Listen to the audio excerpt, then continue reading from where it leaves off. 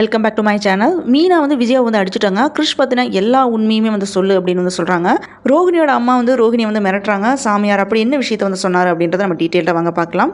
Health இஷ்யூனால ரெகுலராக upload பண்ணாத வீடியோஸும் இப்போ நான் வந்து ரெகுலராக வந்து அப்லோட் பண்ணிட்டு இருக்கேன். ஸோ மந்த் வைஸ் ஃபோல்டர் வந்து கிரியேட் பண்ணியிருக்கேன். அதே மாதிரி டிஸ்கிரிப்ஷன்லேயும் டேட் அண்ட் மந்த் வந்து மென்ஷன் பண்ணியிருக்கேன். மிஸ் பண்ணவங்க இதை வந்து ரெஃபர் பண்ணிக்கோங்க.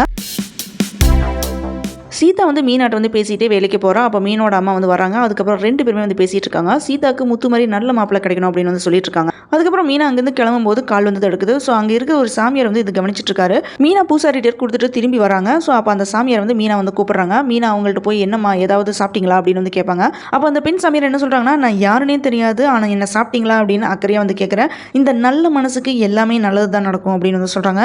நான் இதுக்கு முன்னாடி வந்து அருள்வாக்கு சொல்லிக்கிட்டு இருந்தேன். இப்போ உன்னை பார்த்த உடனே ஒரு விஷயத்த ஒன்று சொல்ல போகிறேன். அப்போ மீனா என்ன அப்படின்னு வந்து கேட்பாங்க. உன்னோட புருஷனுக்கு வந்து ஒரு பிரச்சனை ஒன்று வரப்போகுது. அந்த பிரச்சனை வந்து உன் புருஷனோட காலை வந்து சுற்றிட்டு இருக்கு. நீ எப்போவுமே பண்ணுற மாதிரி எல்லாருக்குமே நல்ல விஷயத்த பண்ணு. அப்போ ஒருத்தர் வந்து நீ நல்லா இருக்கணுமா அப்படின்னு சொன்னா உன் புருஷனுக்கு வர மழை மாதிரி வர பிரச்சனை எல்லாமே பனி மாதிரி விலகிடும் அப்படின்னு சொல்லுவாங்க. ஸோ மீனாக்கு வந்து ஒரே குழப்பமா இருக்கும். குழப்பத்தோடயே வந்து வீட்டுக்கு வந்துருவாங்க. வீட்டுக்கு வந்து உடனே முத்துட்ட கோயிலில் நடந்த விஷயத்த சொன்ன உடனே முத்து வந்து கிண்டல் பண்ணுறான். அதுக்கு மீனா வந்து கோவப்படுறாங்க. அப்போ முத்து என்ன சொல்கிறான்னா, எனக்கு எப்போ தான் வந்து பிரச்சனை இல்லாமல் இருந்திருக்கு, நான் ஒரு வேளை வேணா பண்ணலாம், எனக்கு பிரச்சனை வரக்கூடாதுன்னா நான் சரக்கு அடிச்சுட்டு படுத்துட்டு தூங்கினா தான் பிரச்சனை வராமல் இருக்கும் அப்படின்னு வந்து சொல்கிறான்.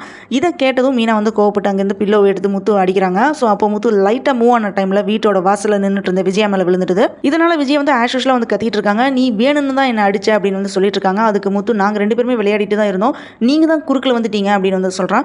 இந்த வயசில் உங்களுக்கு விளையாட்டு தேவையா அப்படின்னு விஜயா வந்து கேட்குறாங்க. நீங்கள் வேணா அப்பா கூட விளையாடுங்க அப்படின்னு முத்து சொல்லிட்டு இருக்கும்போதே அண்ணாமலையும் அங்கே வந்துடுறாரு. என்ன விளையாட்டு அப்படின்னு வந்து கேட்குறாரு. அப்போ வீட்டில் நடந்த விஷயத்தை பற்றி முத்து வந்து சொன்ன உடனே சரி விடுன்னு விஜயா வந்து அண்ணாமலை வந்து சமாதானம் செய்கிறாரு. ஆனால் விஜயா வந்து எங்கேயும் திட்டிகிட்டே இருக்காங்க. அப்போ முத்து என்ன சொல்கிறான்னா, உங்களை நான் அடிச்சது வந்து ஃபீலிங்ஸாக இருந்தால் என்ன திரும்பி அடிச்சிடுங்க அப்படின்னு வந்து சொல்கிறான். அப்போ விஜய் வந்து அந்த பில்லோ வந்து தூக்கி போடும்போது முத்து என்ன பண்ணுறான்னா, மீனாவை பிடிச்சி எடுத்துடுறான். அதனால் அப்போன்னு பார்த்து அங்கே வந்து மனோஜோட தலையில் வந்து விழுந்துடுது. உடனே மனோஜ் வந்து கத்துறான். முத்து மனோஜ் வந்து கிண்டல் பண்ணிட்டு இருக்கான். அண்ணாமலை முத்துட்ட என்னடா நடக்குது அப்படின்னு வந்து திட்டுறாரு. அதுக்கு முத்து, மீனாட்ட கோயிலில் வச்சு யாரோ ஒரு சாமியாரானுக்கு ஏதோ கெட்டது நடக்க போகுது அப்படின்னு சொன்னாங்களாம் அப்படின்னு வந்து சொல்கிறான். அதுக்கு விஜய் என்ன சொல்கிறாங்கன்னா, இவனால தான் எல்லாருக்குமே கெட்டது நடக்கும், இவனுக்கு யாராலுமே கெட்டது நடக்காது அப்படின்னு சொன்ன உடனே அண்ணாமலை விஜயாவை வந்து திட்டுறாரு.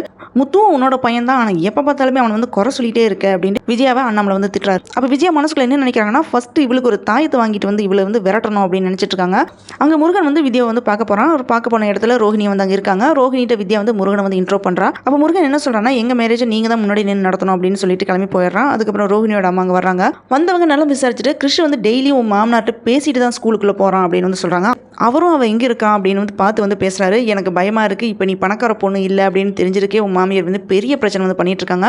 இன்னும் குழந்தை விஷயமெல்லாம் தெரிஞ்சால் என்ன பண்ணுவாங்க அப்படின்றது தெரியல. அதனால கிருஷ்ணோட பாட்டி முத்துட சொல்கிறது தான் சரி அப்படின்னு தோணுது அப்படின்னு சொன்ன உடனே ரோஹிணி வந்து கோவப்படுறாங்க. என்னை பற்றி வீட்டில் எப்போவுமே போட்டு கொடுத்துட்டு இருக்கிறதே அவங்க தான், அவங்க கிட்ட போய் சொல்ல சொல்றியா, என்னோட லைஃப்பில் என்ன பண்ணணும் அப்படின்னு எனக்கு தெரியும் அப்படின்னு திட்டிட்டு அங்கேருந்து கிளம்பிடுறாங்க. அதனால ரோஹிணியோட அம்மா வந்து ஃபீல் பண்ணிட்டு இருக்காங்க. இப்படி தான் வந்து இன்னைக்கு வந்து எபிசோட் வந்து முடிஞ்சிருக்கு. சாமியார் சொன்ன மாதிரி முத்துக்கு ஏதாவது ப்ராப்ளம் வருமா, இவங்க 2 பேரும் பில்லோவில் விளையாட போய் விஜயா என்னெல்லாமோ பேசுகிறாங்க. லாஸ்ட்டில் தாயத்தை வாங்கிட்டு வந்து இவ்வளோ விரட்டணும் அப்படின்ற அளவுக்கு வந்து திங்க் பண்ணியிருக்காங்க. எப்போ தான் விஜயா மாதிரி இருக்கிற மாமியார்கள் வந்து திருந்த போகிறாங்களோ, ஏன் இவங்களுக்கு இப்படிலாம் திங்க் பண்ண தோணுது, வடிவேல் சொன்ன மாதிரி ரூம் போட்டு யோசிப்பாங்களோ, எது என்னமோ இப்படி தான் வந்து சீரியல் போயிட்டு இருக்கு. Thanks for joining with me. இந்த வீடியோ உங்களுக்கு பிடிச்சிருக்கும் நம்புறேன். இந்த வீடியோக்கு லைக் பண்ணுங்க, ஷேர் பண்ணுங்க, சப்ஸ்கிரைப் பண்ணுங்க. Have a great day.